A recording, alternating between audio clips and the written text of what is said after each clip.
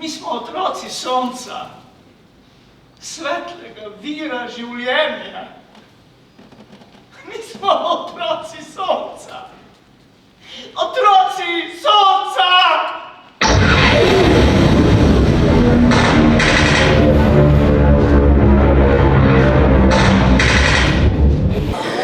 Najprej čestitke za predstavo. Ta je nastala že pred 100 leti in smo videli, kaj se v njej dogaja. Pa se ti zdi, da smo zdaj v teh 100 letih kot družba kaj napredovali? Ja, smo v tem, da smo slabši. To je najbrž...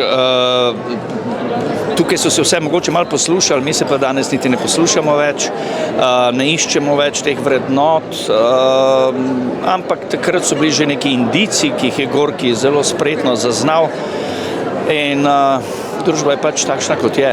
In če ne bomo kaj storili, bojo te napovedi Gorkega prezgodaj prišle na plano.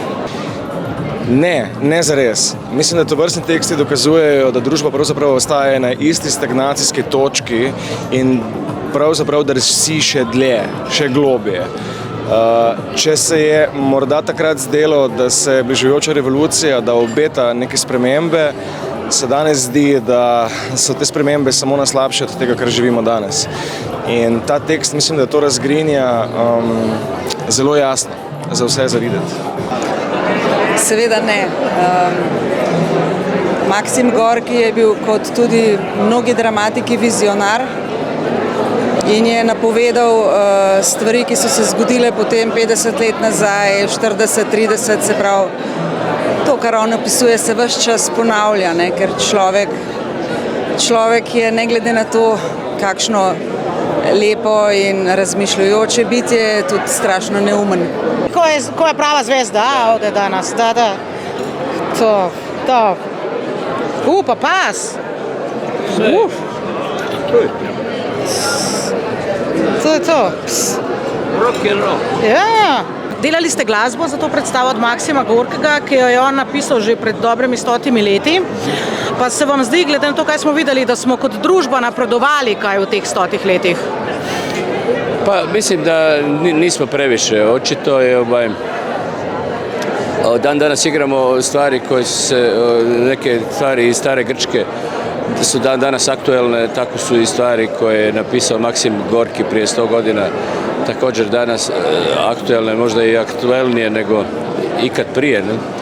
Ali to su teme koje su vječne, zato jer su one vezane za čovjeka, za čovjekov život, življenje, društvo u kojem živi i to su stvari koje se, nažalost, stalno ponavljaju, ne? I ne možemo se nikako iščupati, iskobeljati iz tih situacija i u biti sve generacije su otrovane jednim te istim otrovom.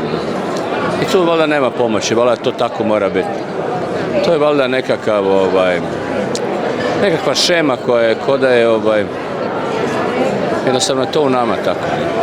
Prenosi se s generacije na generacije.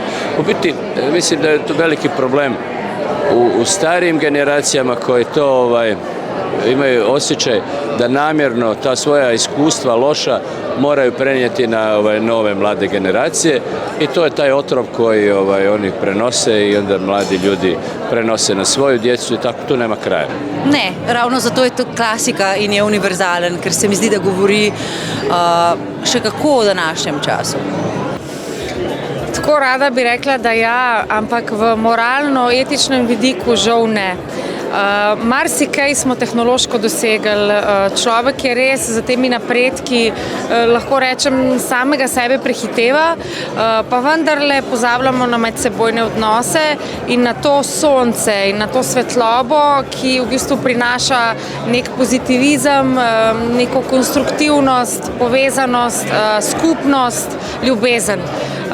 In jaz bi res bila srečna, da bi naše nove generacije mogoče brez teh novih tehnologij uspevale nazaj v stare vrednote, v te, ki so bile pred 100 leti, 200, pa tudi nazaj. Se pravi, da bi šli vendarle v vrednotah nekam bolj skupaj in bolj k človeku, ne stran od človeka. Moramo, absolutno. Mi kot publika smo veliko čutili, ker je čudovita predstava in moram reči, da zame je bilo iskreno močno in kot predstava in zaradi tega, ker sem z Mađeljem delal veliko v preteklosti in v Italiji. Mislim, da sem že 10 predstave z njim in ga prepoznam na odru in obožujem ta gledališče. Tako da sigurno tu duša gre naprej, gre veliko naprej. Iz zgodovine se predvsem nismo nič naučili, nažalost, ne, in res se je že obrabljena fraza, sam meni je zelo žal, ne, da pravzaprav se vse ponavlja, tudi Cankarjeve besede so še vedno aktualne in tako naprej. Nažalost vidim, da me je kar stisnilo, ko sem to gledala, pravzaprav zato, ker vidim, da se nam zdaj enako dogaja, ne, vse to razslojevanje, vse te vojne, begunci, mislim, tako žalost pravzaprav, da nič ne spremenimo in imamo to možnost. Vodkovi! Vi ste strašno neumni, spoštovani gospod. Nehaj, Pavel. No ne, no, jaz ne izdelujem nobenih zdravil prekleto. Pomiri se, Pavel. Ne, hočem vedeti, zakaj se spravim name.